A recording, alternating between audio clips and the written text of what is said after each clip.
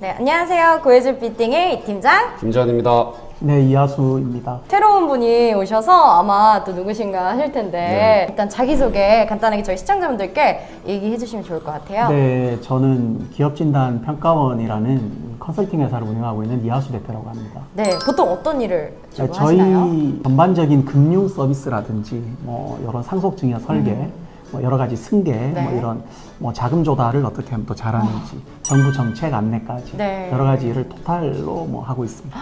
네, 도대체 어떻게 하면 건물을 매수하고 소유하실 때 비용 절감을 좀 할 수 있는지, 그리고 리모델링도 어떤 식으로 했을 때 좀 비용 절감이 되는지 이 주제로 오늘 이야기를 좀 나눠보도록 하겠습니다. 네. 첫 번째 질문을 좀 드려볼까 합니다. 일단은 리모델링부터 얘기를 해볼게요. 어떤 건물을 골라야 리모델링 비용이 좀 절감될 수 있는지. 리모델링의 저희 메인 핵심 포인트는 구조체를 재사용하는 거에 있어요. 네, 뼈대를. 네, 라멘 구조와 내력벽 구조는 그래도 구분을 해서 투자를 하셔야 된다. 맞아요. 왜냐면은 내력벽 구조는 그게 튼튼하든 부실하든 내력벽을 철거하고 구조 복용을 신설을 해야 되는 부분이 좀 있고, 라멘 구조는 어쨌든 튼튼한지 안 튼튼한지만 확인만 하면 되거든요. 라멘 구조는 무조건 재사용이 가능하니까 네. 구조체 확인하고 그 구조체가 어떤 구조의 형태인지 예, 그런 부분들 확인들이 우선인 것 같고요. 네. 등기만 보시고 뭐 철근 콘크리트 구조로 돼 있다 네. 이렇게 그런 것만 보시고 매매를 하시는데, 그러면 너무 섣불른 결정이세요. 그렇죠. 보통 상담하시다가 그냥 네. 그것만 확인하시고 네. 선뜻 매수하셨다가 네. 오히려 더 비용이 많이 드신 분들도 계시잖아요. 맞습니다. 그렇죠? 복합적으로 판단하셔야 하기 때문에 전문가의 도움을 받으시는 게 좋습니다. 네. 그러면 이번에는요, 건물을 매수할 때 네네. 좀 특별히 절세할 수 있는 방법이 대표님만의 방법이 있다면 좀 어떤 게 있을까요? 건물을 매입하는데 이제 절세라는 표현보다는 네네. 어떻게 하면 좋은 건물을 잘 사느냐인데, 이 잘 사느냐의 잘에 들어가는 건 싸게죠. 싸게. 네, 같은 값이면 네. 네, 같은 값이면 좀 저렴하게 사는 방법을 강구하는 게 좋은데, 네. 케이스 하나를 좀 말씀드리면 네네네. 뭐 주택도 마찬가지지만 상가 같은 경우도 금매로 나오는 것들이 있거든요. 네. 금매. 네네. 네, 그래서 상가든 주택이든 금매로 나오면 똑같은 물건인데 가격이 저렴해요. 그래서 그거 물론 이제 저렴하게 나온 물건을 중개하는 또 중개사분들이랑 친분을 친해야 있는, 돼. 예, 그렇고 네. 또 하나는 어떤 게 그런 물건이 나오냐면은 사실은 근생인데 이제 주택같이 쓰고 있는 것들, 나중에 또 제가 말씀을 한번 더 드리겠지만, 그런 물건이 지금 양도소득세 다주택자 중과가 이제 1년간 한시적으로 유예가 됐기 때문에 그런 물건이 지금 좀 급하게 나올 수 있습니다. 그러면 그걸 조금 저렴하게 매입을 해서, 그리고 우리 김지환 대표님 연계를 해가지고 근생으로 리모델링을 한다든지, 네. 그러면 싸게 물건을 잡고 좋은 수익률을 낼 수 있는 아주 좋은 방법이 되죠. 오. 그래서 그런 좀 못난이 금매물을 좀 잡으시면 굉장히 도움이 될 것 같습니다. 그렇죠. 못나리를 또 살리시는 게 대표님의 그렇죠. 큰 장. 저는 상태 능력이잖아요. 안 좋은 걸수록 좋아요. 좋아하시잖아요. 네. 자, 그러면은 이제 또 다른 질문 좀 드려볼게요. 이제 상가 건물 소득세 절세 방법이 있다면 좀 어떤 게 있을까요, 대표님? 상가 건물 같은 경우는 네. 주택과는 좀 다르게 임대 소득을 그냥 이제 누진세로 이렇게 부과를 하지만, 그 누진세를 어떻게 하면 떨어뜨리는지가 가장 관건입니다. 누진세를 떨어뜨리는 방법은 네. 예를 들어서 아버지 혼자 그 상가의 임대료를 가져가시면 안 되고, 오. 이제 아버지의 명의로 되어 있는 건물을 이제 부인에게, 어머니에게 증여를 한다든지, 네, 자제분들에게 혹은 손자녀에게 미리미리 증여를 해서 이 소득을 받는 사람을 여러 명으로 분산시키는 거죠. 아, 소득을 혼자가 아니라 여러 예, 명으로. 예, 맞습니다. 아, 그래서 이렇게 증여를 할 때는 몇 가지 주의하실 부분이 있는데, 네. 일단 증여세를 내야 돼요. 증여세는. 예, 그래서 직계 좀비 소득과 배우자는 증여 공제 한도가 다 있거든요. 네. 예를 들면 부인 같은 경우는 뭐 10년에 6억이라든지, 6억. 예, 자녀분 같은 경우는 5천만 원, 미성년자는 2천만 원. 이런 이제 증여 한도를 이용해서 충분히 증여를 하시고, 그리고 이제 증여세는 그럼 좀 절세가 되겠죠. 오, 네네. 예, 그리고 또 증여 취득세를 또 내셔야 되는데, 네. 뭐 취득세 정도는 이제 어쩔 수 없이 내셔야 됩니다. 예, 취득세는 내시고, 그렇게 해서 누진세율을 낮추는 여러 명에게 분산을 해서. 분산을. 예, 그래서 짧게는 소득세를 절세하는 기능이 있지만, 또 길게 보면은 언젠가 그 좋은 건물이 상속 증여가 될 때 또 그때 가서 또 빚을 팔았죠. 이 절세 효과가. 이제 지분을 증여를 했기 때문에. 네. 그래서 누진세 구조를 회피하는 방법이 가장 좋습니다. 오. 자, 이제 개인 매수자들이 그 법인을 활용해서 네. 이제 매수하는 방법이 좀 궁금한데요. 어떻게 될까요, 대표님? 개인 사업자이신 사장님들보다는 법인이 훨씬 더 비용 처리의 폭이 넓습니다.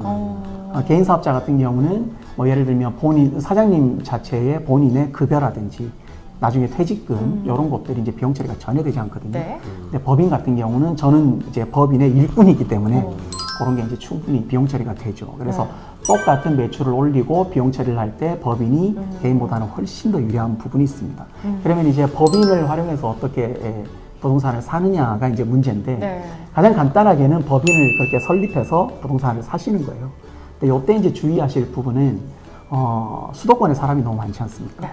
그래서 법에서는 수도권 과밀업체 권역이라고 해서 거기 안에 설립을 하면은 부동산을 취득할 때 취득세를 중과하는 페널티를 주고 있습니다. 그래서 저희가 조금 이제 작전, 절세 전략을 쓴다고 하면은 뭐 수도권 과밀업체 권역 밖에서 법인 본점을 이제 법인 설립하고 네. 그리고 이제 예를 들면 서울이나 수원에 있는 과밀업체 권역 내에 있는 부동산을 사면은 취득세 중과를 받지 않죠. 네, 그렇게 이제 계속 부동산을 좀 사가는 방법이 있고 또 이제 우리 구독자분들이 좀 궁금해하실 부분이 나는 옛날에 이미 개인 사업자로 상가 뭐 100억짜리를 갖고 있어. 네. 그러면 이제 얘를 어떻게 할 건지가 문제인데 얘는 예를 들면 법인이 이 부동산을 사갈 때 뭐 취득세가 굉장히 많이 나온다든지 또 우리 개인 사업자분들은 법인한테 부동산을 팔 때 양도 차익이 생기지 않습니까? 네. 그래서 양도소득세가 아주 많이 나오거든요. 그래서 여기서 이제 국세청에서 조금 이렇게 활용할 수 있는 방안 하나 줬는데 이 법인 전환이라는 방법이 있습니다. 그래서 개인 사업자가 가지고 있는 예를 들면 100억짜리 건물이 네. 법인으로 이렇게 뭐 변신을 하는 거죠. 법인으로 변신을 하면은 개인 사업자 사업자 등록증이 법인 사업자 사업자 등록증으로 변신만 하기 때문에 다른 게 변하는 게 없어요. 대표자도 똑같고 그리고 임대업을 하는 실질도 똑같습니다. 그래서 뭐 개인의 양도소득세는 일단 유예를 해줘요. 나중에 그 부동산을 법인이 팔았을 때 법인세로 양도소득세를 내주게 하기 때문에 양도소득세 2월과세라고 하거든요. 굉장히 이제 절세가 좀 되죠. 네, 그럼 이제 또 다음 질문을 네네. 드리도록 하겠습니다. 이제 대장상의 근생인데 실제로 주택일 경우에 이거를 알아보는 방법이 있을까요? 공부서류에서 볼 때, 공부서류를 볼 때는 네. 근린생활시설이에요. 근린생활시설이 일종, 이종 이렇게 있는데 근데 막상 가보면 전혀 근린이 아니거든요. 많죠. 저도 이제 최근에 그런 경우를 많이 겪었는데 들어가면 주택입니다. 그래서 쉽게 말하면 원룸이에요, 원룸. 그래서 저희가 이 컨설팅을 할 때도 그 사장님에게 충분히 양해를 구한 다음에 건물을 들어가서 직접 좀 봅니다, 제가. 그래서 예를 들어 호 안에, 네. 호실 안에 뭐 주거가 다 의식주를 다 할 수 있는 예를 들어 뭐 개수대, 싱크대가 있고 화장실이 따로 있고 뭐 침대가 이렇게 있고 그리고 이제 조그만 책상 하나 있고 다 원룸이거든요. 그래서 국세청은 실질과세가 원칙이기 때문에 국세청은 근생으로 인정하지 않아요.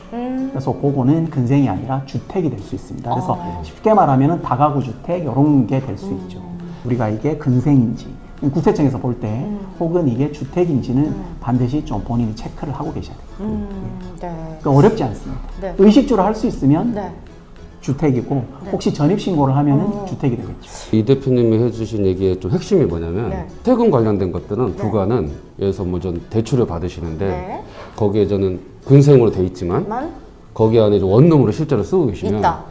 그래서 대출이 거기서 자꾸 빠지는 그렇죠. 뭐 거예요. 소위 말하는 방빼기가 되죠. 맞아요. 근데 근생은 대출이 잘 되는데 그렇죠. 근데 주거는 대출이 안 되는 거죠. 그러니까 어떤 은행에 대한 절차나 세법에 관련된 거는 실제 실제. 그 실제의 어떤 주거 형태에 따라서 저는 또 본다는 거죠. 그래서 그 대장만 믿고 네. 나는 근생으로 돼 있는데 실제로는 그 저기 원룸으로 쓸 거야. 그 주거 막 받을 거야. 인테리어는 그렇게 해주세요. 그거는 아니 난 주택수에도 안 들어가고 어떻게 알 거야. 뭐 생각하시는데 세법은 그렇게 적용을 받기 때문에 되게 조심하셔야 되는 부분들이 있는 거예요. 네.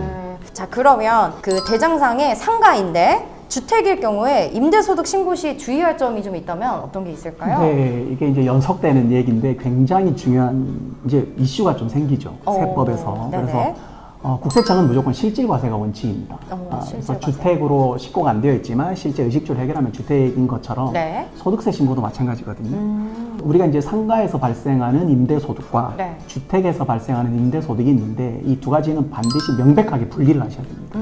상가 임대소득은 그냥 종합소득세 누진과세로 가는 거예요. 네. 그런데 주택임대소득은 굉장히 조금 복잡하죠. 뭐 간단하게 말씀드리면 부부합산 1주택은 이제 9억 이하, 기준시가 9억 이하까지는 월세를 뭐 한 달에 1억을 받아도 소득세 신고를 하지 않습니다. 근데 2주택부터는 이제 월세 소득을 신고하셔야 돼요. 3주택부터는 이제 보증금까지 또 더해서 신고하셔야 되죠. 상가는 그냥 그런 게 없어요. 상가는 무조건 생기는 대로 소득세 신고를 하시는 겁니다. 네. 그래서 주택으로 임대소득세 신고를 하는 것과 상가로 임대소득세 신고하는 거는 완전히 달라요. 세금도 다르고 세금을 계산하는 공식도 다릅니다. 네네. 그래서 어떻게 하면은 이제 어떤 게 절세인지는 따지고 네. 보셔야 돼요. 케이스 바이 케이스니까 어떻게 이게 세법이 적용되는지도 미리미리 좀 한번 좀 상담을 받아보시면 굉장히 좀 좋을 것 같습니다. 이게 모르고 나중에 국세청이랑 친구 삼아서 좋을 일이 하나도 없거든요. 예, 그래서 미리미리 좀 사전에 좀 전략적으로 좀 움직이시면 좋을 것 같아요. 네, 좋습니다. 지금 가르쳐 주실 게, 전해 주실 게 네. 너무 많은데요, 여러분. 저희가 이 뒤에 더 중요한 포인트들을 네. 네. 저희 세미나에서 풀어보도록 하겠습니다. 제가 다 오픈하겠습니다. 네, 자, 오늘 너무나도 중요한 이야기들을 많이 좀 전해드린 것 같습니다. 두 대표님 함께 해주셔서 너무너무 감사하고요. 저희 더 중요한 이야기들을 세미나에서 또 풀어가도록 하겠습니다. 좋은 콘텐츠를 만드는데 좋아요, 구독은 언제나 힘이 되는 거 아시죠? 꼭 눌러주시고요. 세미나 신청도 많이 해주시고요. 그럼 저희는 다음번에 더 좋은 현장에서 인사드리도록 하겠습니다. 안녕! 안녕.